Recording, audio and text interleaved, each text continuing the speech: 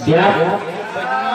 Dirafa dengan takdir, dinazab dengan zahir, dijar dengan badan. Itu dinamakan hukum musim. Dirafa dengan takdir, dinazab dengan zahir, dan dijar dengan badan. Itu dinamakan hukum musim.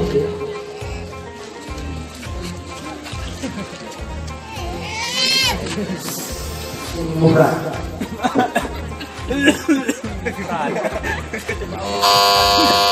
Regular. Tunjuk. Isim maf'ul. Sebutkan contohnya. Qala qadhi ra'aitu qadhi marartu bi qadhi. Kurang cepat. Tergodi.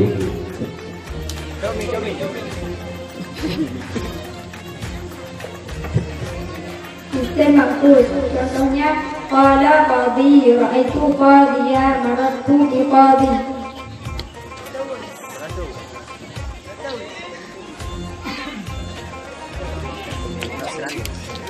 Lima puluh buat regu A dan 50 buat regu T.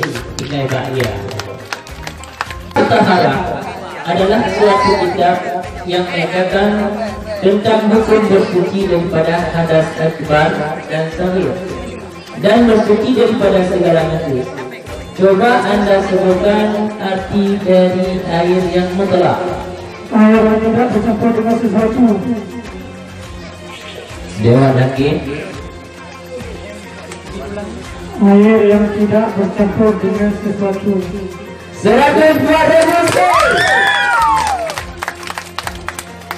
Dinajiskan oleh anjing atau babi atau sesuatu dengan kemihnya atau air liurnya atau dahinya atau peluhnya atau badannya, maka berapa kalikah yang wajib dibasuh pada benda yang bernajis? 6 dengan air bersih, 1 kali dengan tanah. Mudah-mudahan